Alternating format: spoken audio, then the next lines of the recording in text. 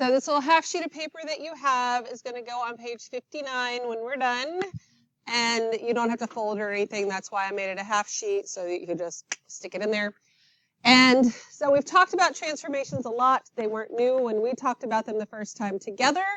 But I gave you this one specifically about exponential functions because they do look a little different.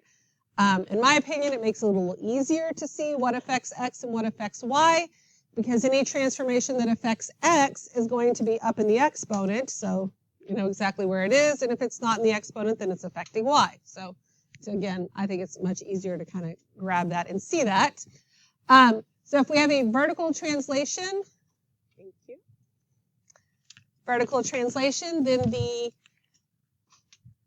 the number that's being added or subtracted is not in the exponent. That's how you know it affects y. We're not actually going to look at vertical translations today, but we will look at the other things. But again, it was just all together, so no reason to leave that guy off. Horizontal translation, that's when you're adding or subtracting something from x. So if it is in the exponent, then we know that it's affecting x. X is still a liar. So if we're still subtracting, it looks like we're going to the left, we're actually going to the right. That hasn't changed. When you have a vertical dilation, okay, that is affecting y, right? So that's the number in front here, the a number that we were looking at when we're looking at these. Y is not a liar, so if it's a 3 and it's a dilation by 3, then that is a stretch. I was going to write it underneath, but I'm afraid I won't be able to write it as big. So you can either write it out to the side or underneath, whatever makes the most sense for your paper. So that is a vertical stretch. And if it's by 1/2, that would be a vertical compression. I still, hello, thank you. My goodness, it's like a parade today. Thank you.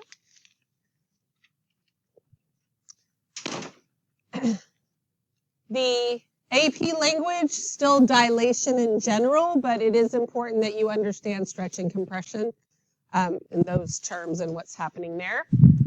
If I have a horizontal dilation, it's up in the exponent. And again, x is still a liar, so if we have the 1/4, then it looks like it should be a compression, but it's actually a dilation by 4, which makes it a stretch.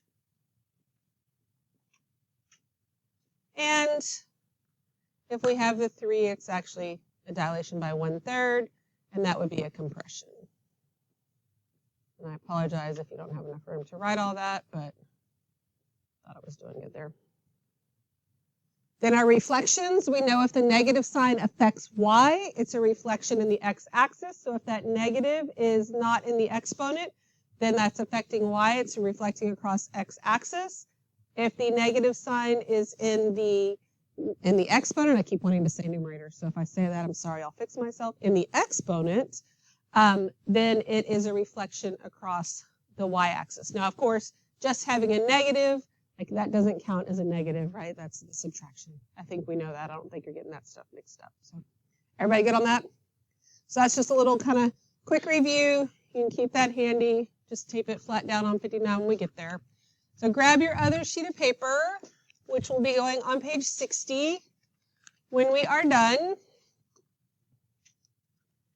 And there's another review of the exponents, which we did yesterday, just in general, so that it was more than this. But this is just little reminders of your product property, power property, negative exponent property that we talked about in depth yesterday.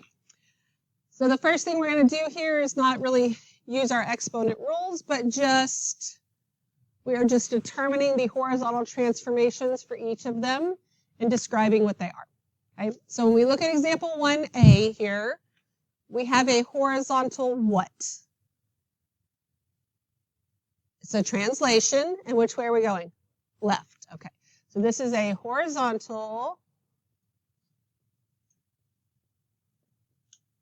translation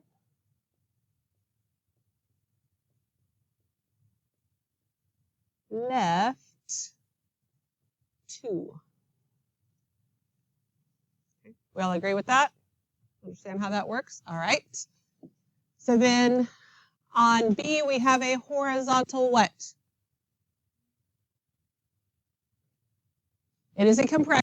What's the other word we have to use? Dilation. It is a compression, but it is a dilation by what? 1/3. That's what makes it a compression. Very good. So this is a horizontal dilation by 1/3. And I really think on these, this is going to be, again, more of a multiple choice type of thing where you are having to match the words up, not that you're writing them. So if you are thinking compression, dilation is what you have to pick. I think that you can put them all together and you'll be fine. All right, so let's look at C. C looks a little bit different. This would be a horizontal what? Dilation by what? 2. And if you don't automatically see this, it might be helpful to rewrite it. I'm not saying that you have to, but for some of you, you may need to be able to make better sense of it. This is the same thing as writing 9 to the 1/2 times x power, right? X over 2 is the same thing as 1/2 times x. So when it's written like that, you can kind of see the multiplication a little bit better and might help you wrap your mind around it if you weren't sure. But yes, this is a horizontal dilation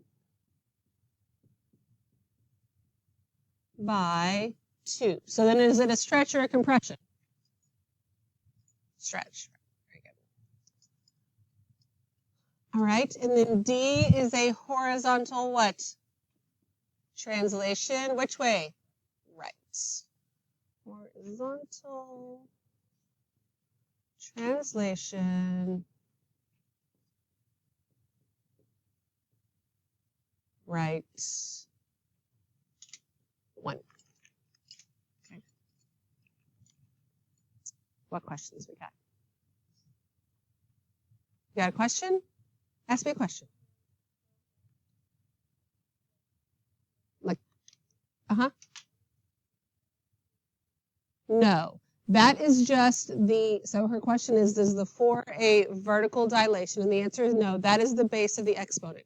If I had a vertical dilation here, then it would be like 3 times 4 to the x plus 2. So the base of the exponent is not a transformation at all. Does that make sense? That's just part of the function itself. That's a very good question. So here, basically, I don't have a vertical stretch or compression. If I did, it would be the A. This is just the B. Okay? A very good question. Anything else? So I'm going to mark that out so it doesn't confuse anything. Okie dokie. So now we're going to re-example the exponential function from 1a there and to see if we can use our exponent properties. And we did do this yesterday because, again, I wanted you to have some practice on it and see it differently than just inside these notes, but we'll talk through it again. Using the product property in reverse. Okay, so we're used to adding the exponents and putting them together, but then we took them and we separated them.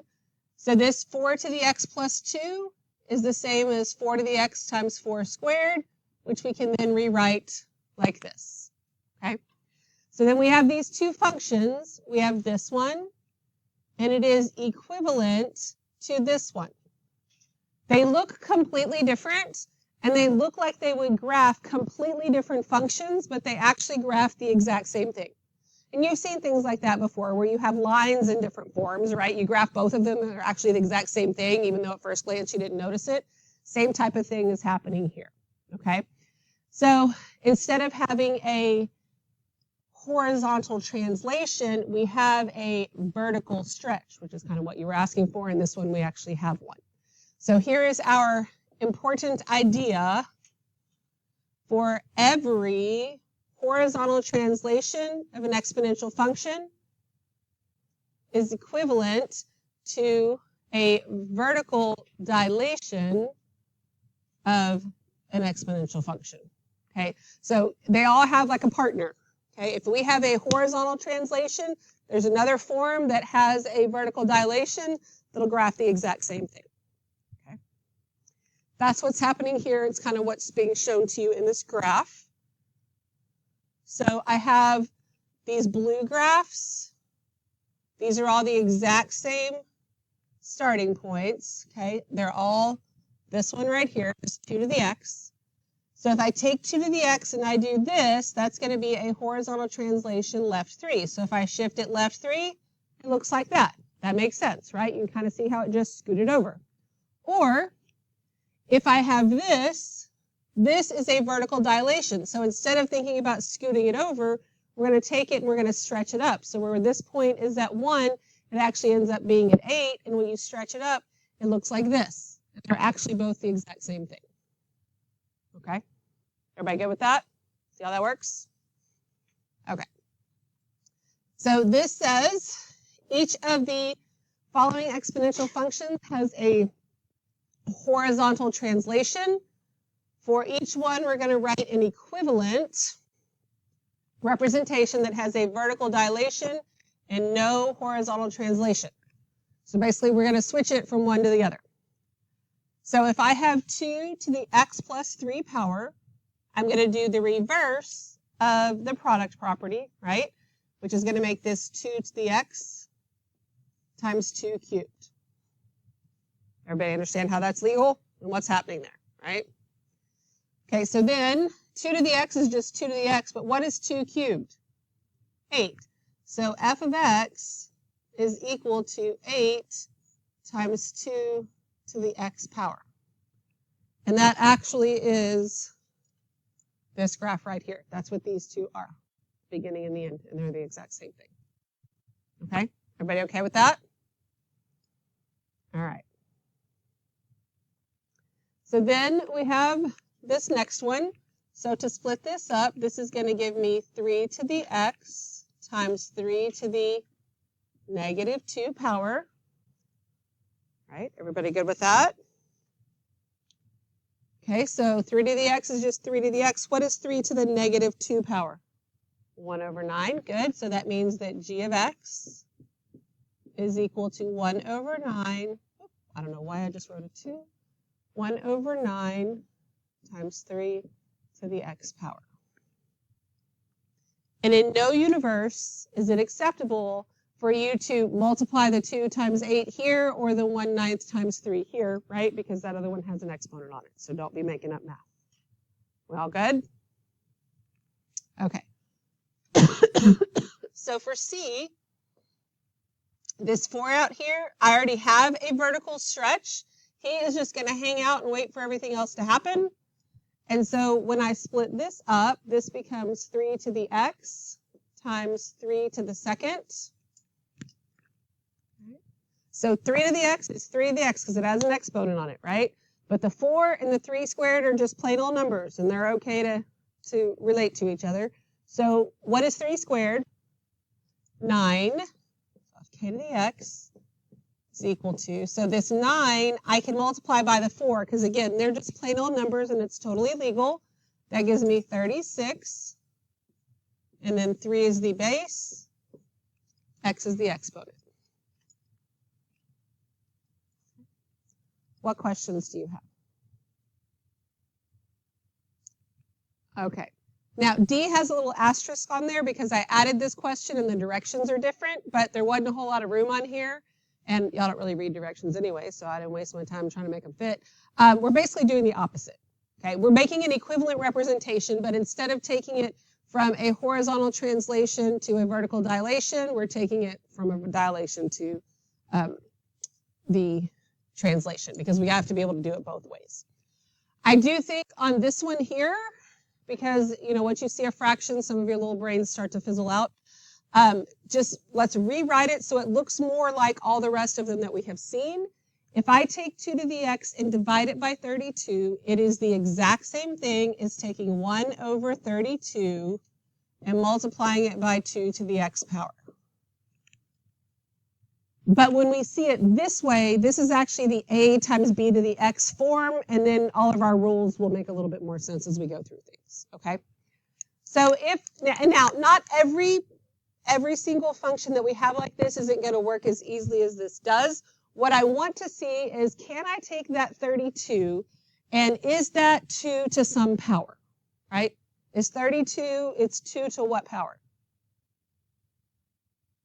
Okay, use your fingers if you need to, right? 2, 4, 8, 16, 32, right?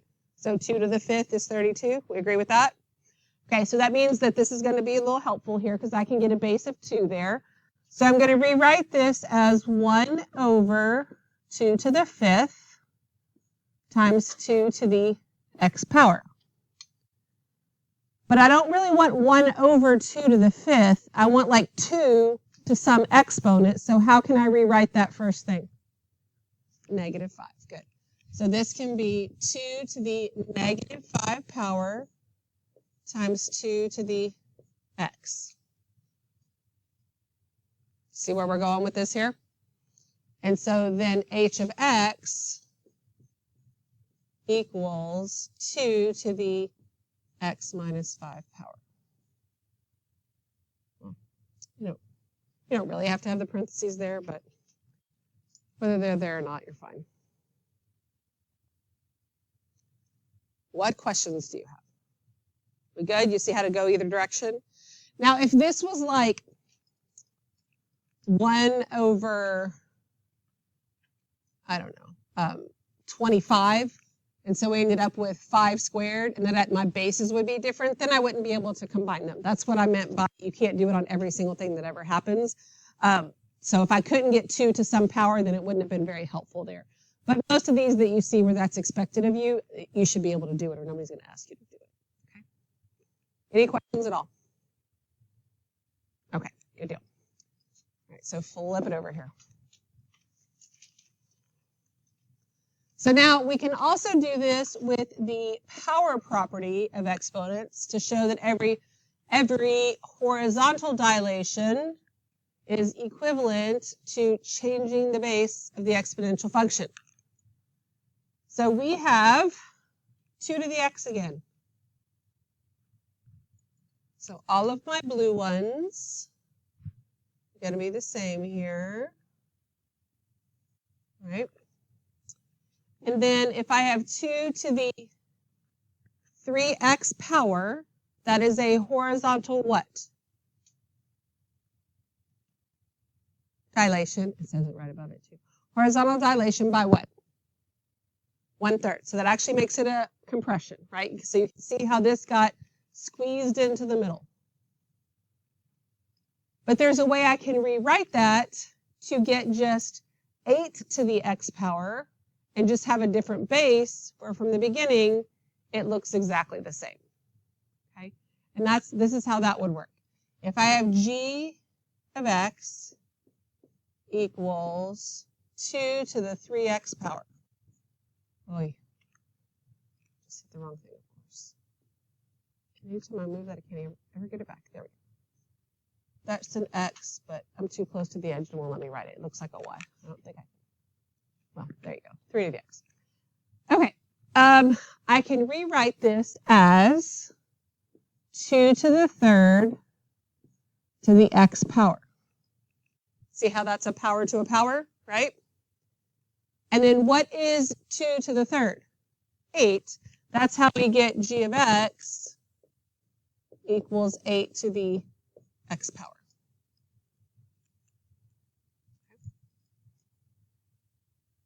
What questions you got? Okay. So as I was adding some questions to this and taking things off, I intended on going back and changing these directions, but I didn't. So this doesn't make sense for all of what we're doing. We're going to mark that out. What we are doing is we are writing an equivalent representation. Okay. Again, just trying to make it equivalent. If it has a dilation, we're going to take it out. If it doesn't, we're going to put it in because we need to be able to do it both directions. All right, so when I look at this first one, A here, we have f of x equals 9 to the x power. So I have a base. There is no transformation here, but I can change this and make it into a dilation like so. I've got 9 to the x power. So how can I rewrite 9? Well, actually, let me rewrite it like this first, okay? Which is not really necessary, but I want you to think about, we need to change what's in here and change 9 to something to some power. So how could I rewrite 9? 3 squared. Okay. So this is the same thing as 3 squared to the x power. We all agree with that? Then when I use my power to a power, f of x would be equal to 3 to the 2x power. So again, this first step isn't really necessary, but it might be helpful in you wrapping your mind around what you're trying to do there. Any questions? All right, let's look at B. So a couple things here. First of all, I didn't even make these a function when I put them in there. I didn't catch this stuff until after I copied them, so we need to actually make it a function.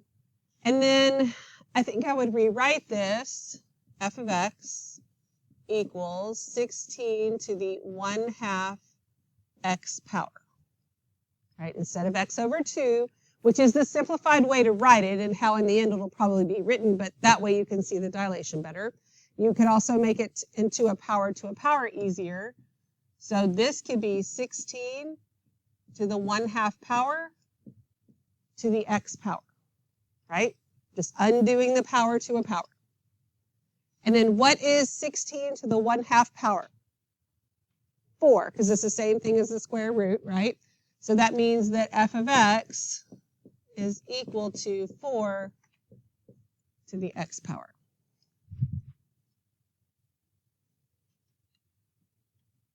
Okay. What questions do you have?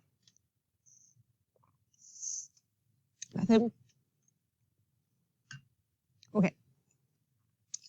So then let's look at this last one here. Again, I didn't make it into a function, so let's do that.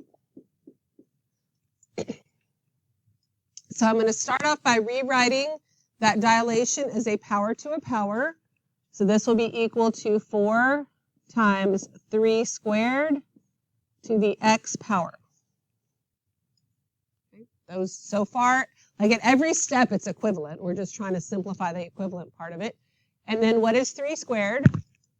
9. So I get 4 times 9 to the x power. So then do I have 36 to the x power? No. Then this is just my answer. So that one has a vertical dilation, and that's fine. He just stays out there, and it's all good. Any questions? Okay. So then take a minute, read example 4, come up with an answer.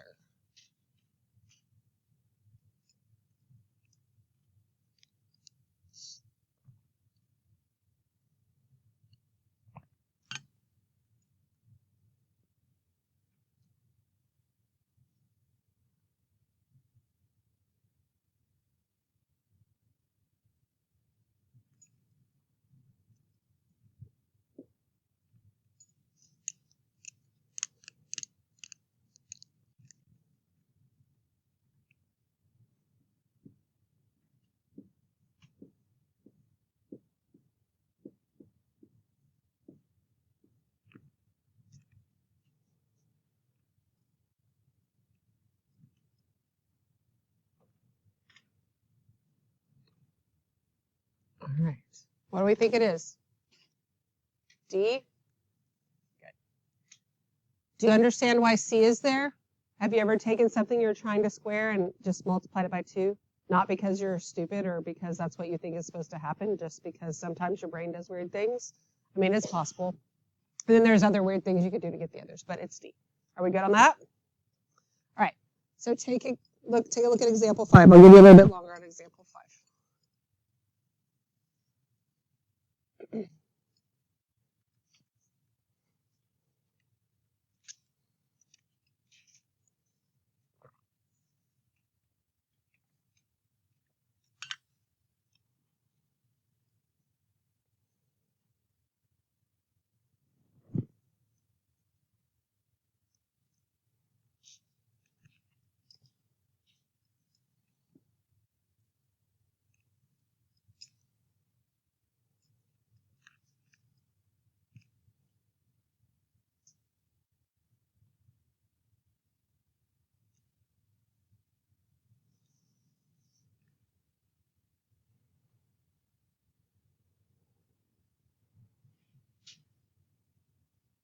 I'm not giving you longer for a nap, Gael. Wake up. Do number 5. You did it? Okay.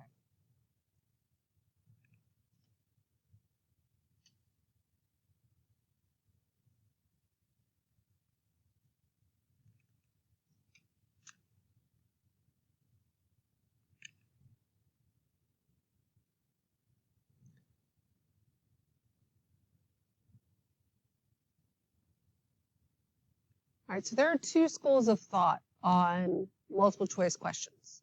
One way of thinking about it is you just work the question and then look for the right answer, for an answer that matches what you have, or look at your answer choices so you have an idea of the direction to go, then kind of work the problem and go from there. So when I first worked this problem, I went about it by, I'm just going to work this, and then I'm going to find an equivalent form like it asks for, then I'll find my matching answer. So I said, all right, well, this is 9, I can make it 9 times 4 to the x power. I know that I can make that into 9 times 2 squared to the x power. So then that would give me 9 times 2 to the 2x power. Okay. Now, did I do anything wrong? No. This is an equivalent form of this function, 100%. Is that an answer choice? No. Sometimes that happens, right? You're like, well, dang, that doesn't match. Doesn't mean that I'm wrong, because I'm not wrong. There are more equivalent forms than just one. So if I look at my answer choices and say, okay, well, every single one of these has a base of 16.